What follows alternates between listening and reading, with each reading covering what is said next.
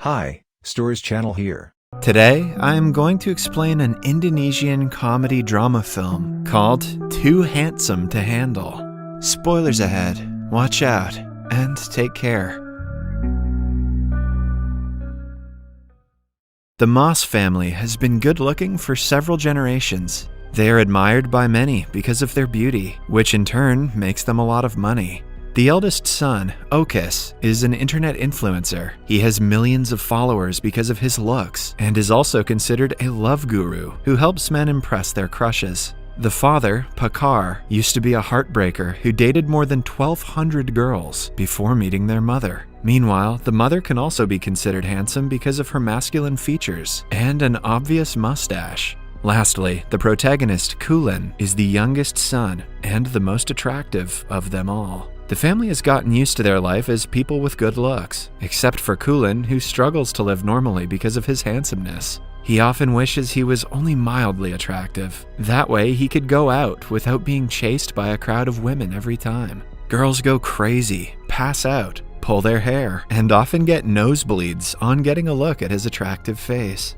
Poor Kulin. As a result, he has never had a genuine interaction with a girl. He avoids going out in public as much as possible and has been homeschooled until now. Kulin has no friends he can talk to other than his pet fish. He often plays cards with it and talks to it out loud. His family watches him through a camera in worry. They want him to have a normal teenage life and try their best to help him. Okis frequently shows him pictures of girls, trying to hook him up with someone. However, Kulin says that his type in girls is someone who doesn't like him. He wants to be seen for his personality and interest, not his face. Perhaps Kulin wants to date his fish. When nothing works out to motivate Kulin to go out, the family takes it a step further. They plan to fake financial problems and guilt him into going to school. One night, when Kulin wakes up to drink water, his parents pretend to be worried about their finances. They dramatically declare that they will only eat scrambled eggs for breakfast until they earn enough money for Kulin's homeschooling.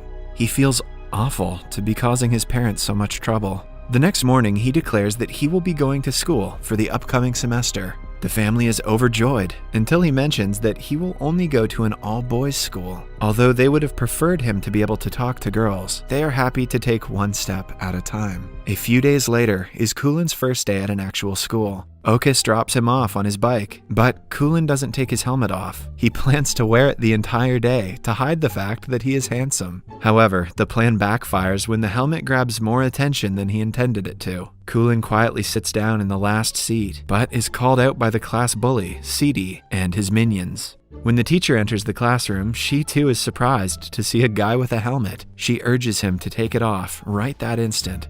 Although reluctant, Kulin has no way but to oblige. He slowly takes the helmet off in a dramatic way, revealing his face. That plan backfired hard. In the following scene, the teacher is being loaded into an ambulance. It turns out that she started to nosebleed and hyperventilate because of Kulin's beauty. The other kids complain to the principal that the new student is too handsome to handle. Kulin runs through the hallway to go back home, but is tripped by one of the bullies. They bring him to the school's storeroom and introduce themselves like they are Power Rangers. They are called the Tiga Tak, a group of 3 bullies led by Sidi, the principal's son. After the over-the-top introduction, they reveal that they need Kulin's help to ask a girl out for prom. The group has been in the senior year of school for the past 3 years. They refuse to graduate until Sidi goes to the prom with the most beautiful girl of the BBM school, Amanda. However, she only accepts requests from handsome men, so the group wants Kulin to deliver the promposal. They assign an innocent guy, Kibo, to help Kulin and lead the way. Kibo has also been a victim of their pranks in the past and is obliged to do whatever the bullies say. Afterward, Kulin goes to the principal's office with Kibo to make an official complaint about bullying in school. Kibo knows what the outcome will be, but he still accompanies Kulin. The principal is troubled by his son refusing to graduate. Since Kulin's beauty gives him a chance to take Amanda to the prom, the principal wants them to do whatever the bullies say. That evening, Kulin and Kibo decide to complete the task the next day and get rid of the responsibility. Kibo is the first person who has shown kindness to Kulin, unrelated to his beauty. Although the day didn't go as planned, he is happy to have gained a friend. The next morning, they go to the BBM school, where the girls smell the presence of the boys. They are strict about not allowing ugly boys to enter the school premises. Hence, when they notice Kulin wearing a helmet, the entire school asks him to take it off. In a climactic scene, Kulin takes the helmet off, and mayhem ensues among the girls. Poor Kulin.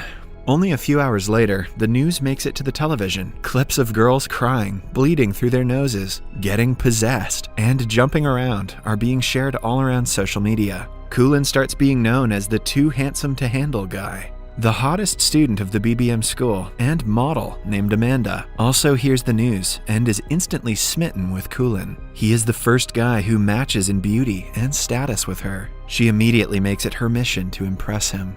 When the news becomes huge, a crowd of girls gathers in front of the mass residence. The family starts charging them money for a house tour. Kulin, who is hiding in the streets, sees his family on the news. He feels betrayed and used by his own people. When they call him, he refuses to come home and feels even sadder when his pet fish is mishandled and killed by the tourists. He is now on the roof of a building hiding from the maniacs, chasing him in the streets. Suddenly, a girl appears behind him and inquires if he is going to jump off the roof. Kulin looks at her in shock because she doesn't bleed from her nose or pass out upon seeing him. The girl refuses to talk and simply walks away. Kulin is so nervous that he can hardly speak. The encounter makes his day a lot better. A while later, he calls Kibo, who picks him up and invites him to his home. He and his grandmother welcome Kulin to stay for as long as he wants. On walking into Kibo's room, he sees 2 rare collectible playing cards and is amazed by them. They realize that they share several common interests, and playing card collection is one of them. The following day, they visit the all-girls school to look for the girl from yesterday. While they are at it, they also meet Amanda and give her the files of the promposal sent by CD. Amanda pretends to be unimpressed by Kulin's beauty, but after he leaves, her nose bleeds profusely. Kulin sees his crush on the stairs, but the other girls surrounding him do not allow him to meet her. For the next few days, Kibo and Kulin do everything together and become best friends. One afternoon, Kibo takes Kulin to play futsal, where he frequently goes to meet his crush, Riri. After the match, Kulin notices the girl from the roof working at a shop nearby. He cannot help but stare at her. Just then, Kibo arrives and introduces Riri to him. Kulin discovers that she is also Kibo's crush, who he was talking about earlier. The two seem to be pretty close, which makes Kulin jealous. He can hardly fall asleep that night because the feeling is new and confusing to him. Then, he remembers Okus is a love guru and fixes a meeting with him. When they meet the following morning, Okus breaks down crying tears of happiness. He has been waiting for this day to give his brother advice on girls. Kulin has forgiven his family for selling him out to his fans, because if that had not happened, he would never have met Riri. The brothers then go shopping for groceries, while Okus lists out the points of things Kulin should do to impress his crush. As Kulin follows Okus's suggestions, he registers he is far from knowing Riri like Kibo knows her, but he still doesn't want to give up on his first love. One afternoon, Amanda comes to the boys' school and hands Kulin an invitation for her birthday. Alongside it, she also gives him a phone as a gift. Later that day, Kibo, Kulin, and Riri go to karaoke. Eventually, Riri and Kulin get to sing together. While Kulin is excited to duet with her, Riri only focuses on Kibo. He soon registers that she also likes Kibo back. The revelation makes his heart crumple in jealousy. So, when Kibo is not around, he bluntly asks her if she has a crush on him. Initially, Riri denies it, but when Kulin lies about Kibo being in love with Amanda, her face drops. Her expression is enough to confirm his suspicions. After returning home, Kulin calls Amanda and asks her for a favor. She happily agrees to do anything he says. The next day, several people gather at the venue to celebrate her birthday. When Kulin and Kibo arrive, Amanda welcomes them. Strangely enough, she seems to be more interested in Kibo than in Kulin. She even pulls him aside to talk to him in private. At the same time, Riri arrives at the party and sees Amanda kissing Kibo. Heartbroken, she runs outside. Taking advantage of her vulnerability, Kulin confesses his feelings for her. Riri thanks him but claims that she never saw him as someone more than a friend. Even after conspiring against his only best friend, Kulin gets nothing in return. The group of bullies also see Amanda kissing Kibo and are enraged with jealousy and anger. They beat Kibo up for it while Kulin watches from nearby, too scared to interfere. Later, he brings Kibo home and dresses his wounds alongside his grandmother. Only after seeing him moan in pain does Kulin realize that he has made a huge mistake. The next day, Kibo gives him a legendary card from his card collection that Kulin had been wanting for a long time. Guilt-ridden, Kulin confesses to everything wrong he has done until now. Kibo is shocked and hurt by the betrayal. He claims that he would have left Riri if he knew Kulin liked her too. The words do nothing but hurt Kulin even more. At last, Kibo orders him to get out of the house immediately. Knowing that he is in the wrong, Kulin simply leaves. He finally returns home after a month. His family is overjoyed, but the same cannot be said for Kulin. He locks himself in his room and doesn't talk to anyone. But most of all, he misses his best friend.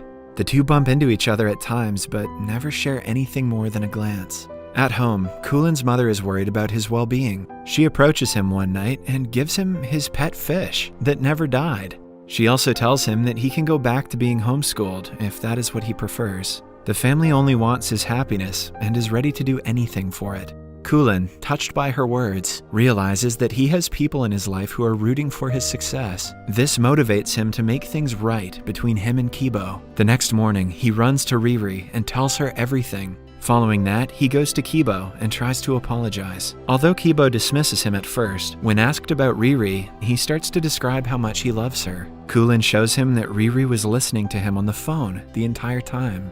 That way, he mends their relationship and goes back to being both of their friend. A few days later, they all go to prom together. Kibo's date is Riri, while Kulin's date is Amanda. Whatever happened to that bully, CD? Who cares? As expected, Kulin and Amanda win the title of prom king and queen. Kulin hears a girl comment that he is only mildly handsome and is instantly drawn to her, indicating the start of a new relationship. Subscribe for more videos like this, turn on notifications, and leave a like to help the channel out. Thank you for watching.